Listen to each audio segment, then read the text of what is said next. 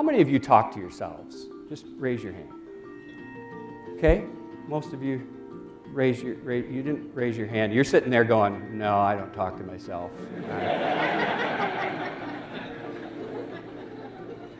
Research shows we have about 60,000 thoughts a day. 57,000 of those thoughts are the same thoughts you had yesterday. 95% of our thinking is turned over to unconscious because that's an efficient way for our brains to work. Our brains are so efficient that we turn things over to kind of autopilot. But that's the way it is with all of our thinking. We're just not conscious of how we're delivering the same messages to ourselves day in and day out.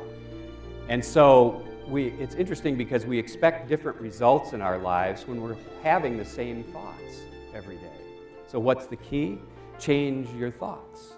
There's nothing more valuable than the way we think, particularly about possibilities, about obstacles, and about innovation.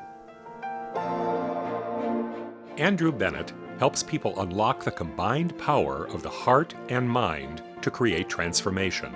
He began his career as Ross Perot's personal assistant and spent the next decade as a manager and leader with Perot's Fortune 500 company, EDS.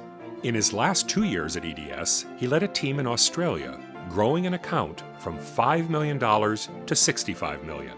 As an entrepreneur, Andrew is founder and president of Bennett Performance Group, a consulting, training, and coaching firm working with leaders of organizations going through transformational change. For the past 2 decades, he has worked with organizations of all shapes and sizes in virtually every industry around the world.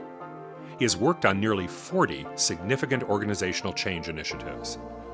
Andrew is a world-class magician. He has been studying, practicing, and performing for over 40 years. A member of London's Magic Circle, the oldest and most prestigious society of magicians in the world, Andrew uses magic in a powerful way to engage people, open the mind, and stimulate powerful learning. We begin with an inspiration. We want to create something. We're going to call this bowling ball. And then the picture starts to get more clear. Now this is where I invoke the classic magic word. You all know it. You ready? Ready? Abracadabra.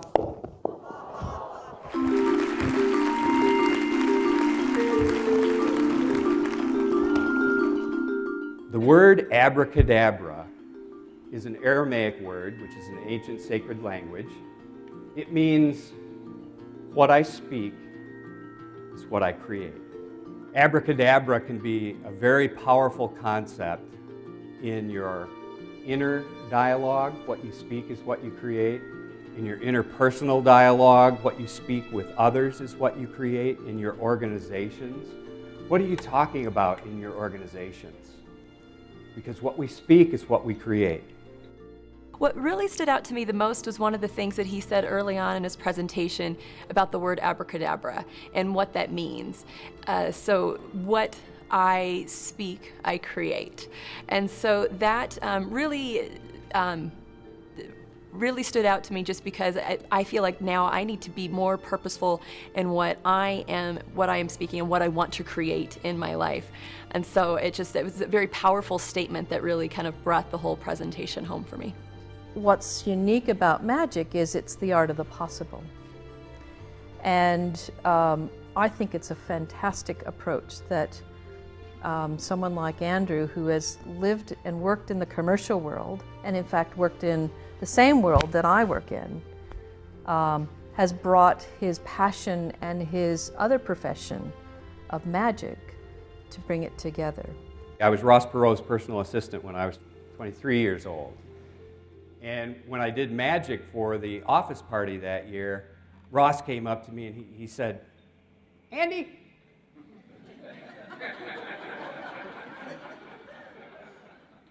you're real good at that magic.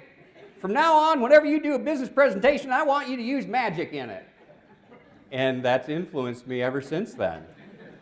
And it's taken me around the world. It's been amazing. And when you think about how that was nurtured, and that's my point, is that A vision requires nurturing.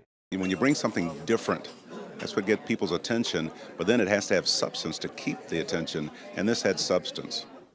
To give you an experience of, wow, for a moment, anything is possible. You know that feeling? I call it the power of wow.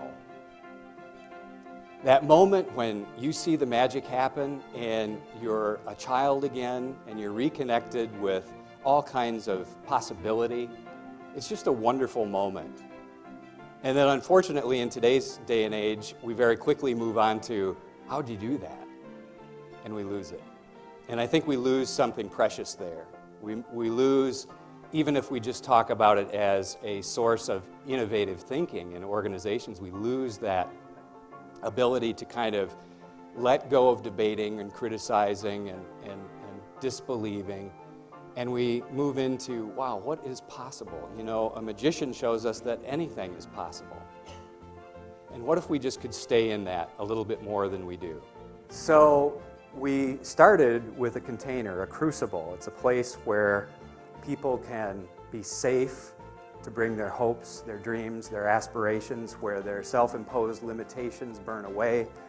And with empty hands, I'm approaching the crucible now, and I just want to see,